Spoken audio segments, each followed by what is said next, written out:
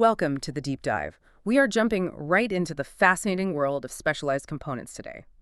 Specifically, we're talking about aluminum profiles, but not the kind you'd find in, scaffolding or construction sites. We are focusing on the silent structural backbone of high-end modular furniture and sliding systems. We are diving deep into the business blueprint of a company called Aristo. And this is a masterclass in business disruption, really. We're looking at how a company that started in Russia back in 2003 as a maker of industrial components, how they transformed themselves into this premier global brand for high-end interiors. I mean, they now span over 16 countries and operate a retail network of more than 1,000 stores. It's staggering. That is an immense trajectory, especially for a company whose main product is, well, it's essentially a structural profile. So what's the core finding? Our sources suggest their secret sauce was ignoring the typical focus on surface aesthetics and instead concentrating entirely on the structural skeleton. So the mission today is to unpack this blueprint. It seems to be driven by an almost obsessive commitment to innovative engineering, technological precision, and critically, a swift move toward carbon-neutral industrial practices. It's the ultimate case study in reverse engineering the luxury market. Think about it.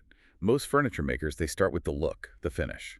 Aristo started with longevity. They began treating residential storage systems not like, consumer goods, not things designed to be replaced, but like essential infrastructure, a mindset you'd usually reserve for, like a bridge or a railway line.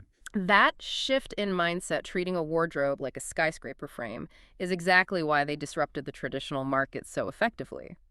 You mentioned longevity. When we talk about durability, we usually think of what, a 5-year warranty? What Yeah. kind of standards did Aristo apply, and how did they even prove those standards were achievable? They moved the goalposts entirely. Yeah, The reliability is baked right into their core specifications. They commit to an exceptional 30-year service life for their products. 30 years. 30, yeah. And that number, it's bold, but they back it up with mechanical testing that sounds like it belongs in an auto factory. Mm. The sliding hardware systems are tested to withstand 110,000 opening and closing cycles. Wait, 110,000 cycles? That's not just a warranty. That's essentially a lifetime guarantee for your furniture. If you open your closet door, say 5 times a day, every single day, that hardware is rated to last for over 60 years. You are likely to move homes or completely redesign the interior before that hardware fails. Exactly. And that durability relies completely on the material science. They refuse to compromise. They use ISO 9001 certified primary aluminum. They're explicitly not using reclaimed or lower grade alloys just to cut costs, which is, pretty common practice in less rigorous manufacturing. Okay, let's unpack the structure itself, because that's where the engineering philosophy really comes to life. Our sources highlight 2 specific, almost microscopic details: the increased wall thickness and the use of internal stiffeners. This is where you see the immediate difference. A standard aluminum profile for residential stuff might skim by with a wall thickness around 0.8 millimeters. Aristo profiles maintain a thickness of 1.2 millimeters. Okay, so an extra zero point 0.4 millimeters, that sounds negligible to most of us. It sounds it, but in engineered materials, it exponentially increases the structural rigidity. It's a huge difference. Right, so why does the customer ultimately care about that 1.2 millimeter wall and those stiffeners? Because that integrity allows the system to support, well, impossible doors. The structural rigidity lets them handle truly massive sliding components. We're talking wardrobe doors that can weigh 120 kilograms. 120 kilos, that's nearly 265 pounds. Right, and stretch up to 3,200 millimeters in height. So there's a seamless, 10-foot tall, nearly 265-pound sliding door that glides effortlessly and silently year after year. It fundamentally changes the design possibilities for architects and interior designers then. You're not limited by the inherent flimsiness of the material. When you look at high-end design, those giant, seamless 10-foot infinity shutters are the defining feature. Aristo is basically saying, we sell you the unshakable framework that makes those design dreams reliable for 30 years. Yep. It's the difference between buying a lovely, fragile watercolor and buying a robust, perfectly engineered easel that holds it steady. That's a great analogy. It connects the engineering directly to the aesthetic result. Without that structural integrity, those massive doors, they'd sag or stick or warp within just a few years. Aristo solved the underlying functional problem first. That makes perfect sense. Okay, so once they had the engineering perfected and tested, the next challenge was scaling that success.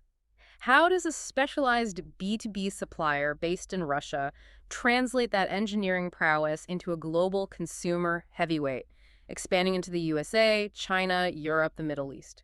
The sources all seem to point to one moment, the entry into the Indian market around 2011 and 2012 as the crucial tipping point. It wasn't just another flag planted on the map, it was a completely different business model. It was all about a strategic partnership. And this is where the business history gets really fascinating. They didn't just open a wholly owned subsidiary, which is often the go-to approach for big industrial companies. They formed a joint venture with the Kelachandra Business House. Yes, and that is a deliberate, brilliant move. The Kelchandra House is not some fly-by-night operation. It's a massive Indian conglomerate with a legacy stretching back to 1786. 1786. That's a 238-year history of local knowledge and established trust. But forming a JV with a centuries-old entity, doesn't that risk being, slow? Maybe a cultural misalignment when Aristo is known for rapid tech innovation. Why was this specific JV structure better than, say, Aristo just building its own operation from scratch? That's the strategic brilliance of it. In a market as diverse and regulated as India, local expertise is your greatest asset. It's priceless. The JV, which they named Kibros Aristo Private Limited, it married Aristo's cutting-edge technical prowess, the 30-year engineering guarantee, with Kelachandra's deep understanding of the local supply chain, distribution, and, navigating the regulatory environment. So Kelachandra provided the instant trust and infrastructure. It solved all those complex logistical and legal problems that Aristo would have spent years struggling with alone. Precisely. This partnership allowed for aggressive infrastructure growth that would have been impossible otherwise. In India alone, they now operate 6 technologically advanced production facilities in major hubs. And this infrastructure supports a huge network of over 400 partners, ultimately serving over 200,000 customers. It let them localize manufacturing efficiency while maintaining those global quality standards. And this strategy allowed them to perfectly capture that affordable luxury segment. They were offering the European standard, industrial-grade engineering, those 10-foot infinity shutters, but by leveraging local production and the partnership's scale. The final product was way more accessible than fully imported European brands. The ability to manufacture locally at scale, using global precision standards, that's the key synthesis point of their whole expansion strategy. And the vision was regional. The JV was explicitly designed to push beyond India's borders into adjacent markets like Sri Lanka and Bangladesh. It was a regional launchpad, not just a single country investment. That makes the global scale manageable. But this raises a huge question that goes right back to the engineering. How do you maintain that 30-year durability standard, that 110,000 cycle guarantee across 6 new factories in India, plus operations worldwide? How do you ensure the profile made in Bangalore is mathematically identical to one made in their original facility? Well, the only way to guarantee that level of uniformity across continents and multiple sites is to remove human variation from the process entirely. This is where they fully shift from being a high-end manufacturer to a high-precision engineering firm powered by digital technology. Let's start with the material itself. Okay, so they achieve this flawless uniformity in the aluminum profiles, which, remember, are often anodized or have glossy finishes, by using innovative Japanese vertical production lines. These systems aren't just assembly lines. They are fully automated, computer-controlled facilities. They meticulously control parameters like temperature, current, chemical bad compositions. This guarantees the material coating is perfect and uniform on every single profile, removing the slight variances a human operator might introduce. Okay, so that handles the quality of the raw material treatment. But the biggest headache in mass customization is always the cutting and design phase. A designer makes a beautiful 3D model, but if the facility cuts the piece off by 0.5 millimeter, the expensive components won't align. You get waste, delays, major installation errors. That is the crucial pain point Aristo solved with their digital ecosystem. They implemented the IMOS CAD/CAM platform. What IMOS does is link the initial 3D design directly to the automated machinery, the HOMAG NBS cutters, via a one-click data export. So essentially, this removes the need for expensive, specialized draftsmen at every single branch. It allows a designer in London or Moscow to use the same automated zero-error templates as a facility in Bangalore. Exactly. It's the elimination of human error in technical data transfer. Once the design is approved, the data goes straight to the machine, which cuts the material with absolute, repeatable precision. This capability is what allows them to handle mass customization fulfilling over 1,000 distinct designs, while still maintaining the mathematical precision required for that 30-year, 110,000 cycle guarantee. It confirms the product is truly defined by its engineering, not just clever carpentry. The system is integrated.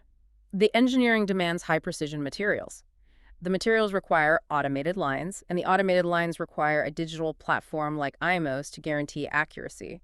It's an integrated system, not just a collection of features. It proves that the 30-year guarantee is not just a marketing promise. It's a verifiable, automated manufacturing output. Now let's pivot to the final component of their global strategy: sustainability. Being a materials-intensive industry that relies heavily on aluminum, how did they turn their manufacturing process into a green competitive advantage? Because in today's market, relying on industrial components, you have to answer the environmental question. This was their green switch, and it's a major investment that differentiates them from competitors reliant on traditional high-carbon grids. Aristo India launched a 100% solar-powered manufacturing facility in Bangalore in early 2025. Going 100% solar for an entire heavy manufacturing operation, that is a huge industrial commitment. It is. This commitment is embodied in the 340 kV app system they deployed. To put that figure into perspective for you, that amount of power offsets the entire electricity needs of the manufacturing plant. It's roughly equivalent to the peak power demands of a sizable small city block or maybe a large commercial office complex. And what's the tangible, quantifiable result that matters for both the planet and the global supply chain? Well, if we connect this to the bigger picture of corporate responsibility, especially when competing in environmentally conscious markets like Europe, this move provides a massive, measurable edge. The expected environmental benefit is a reduction in carbon emissions by 400 tons annually.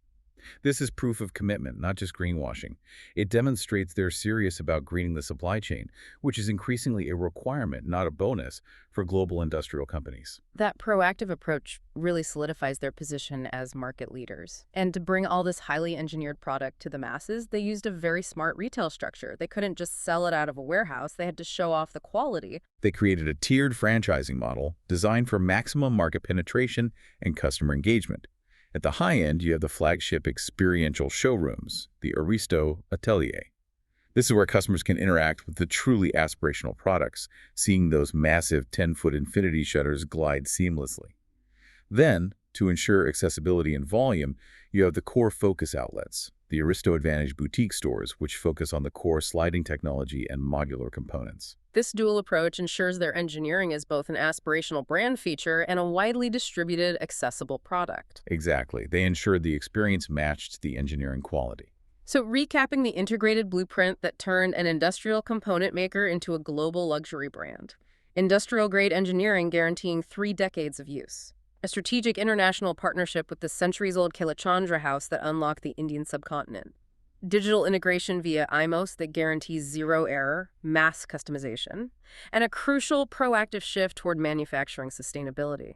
It's a remarkable study in scaling quality without compromise. The core lesson, when you synthesize all these moves, is that Aristo fundamentally changed the customer expectation for home interiors. They treated residential components like infrastructure. They built their entire global reputation on the unshakable frame and the silent high-performance gears, understanding that durability and digital precision, rather than trends, would ultimately command the premium market worldwide. This raises an important question for you, the learner, to consider as you wrap up this deep dive.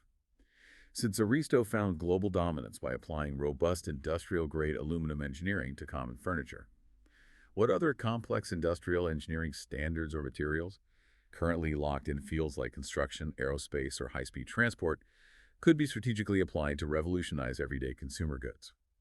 What essential aspect of your daily life needs a 30-year, 110,000 cycle service life guarantee that you currently assume will fail in 5 years? Think about that framework.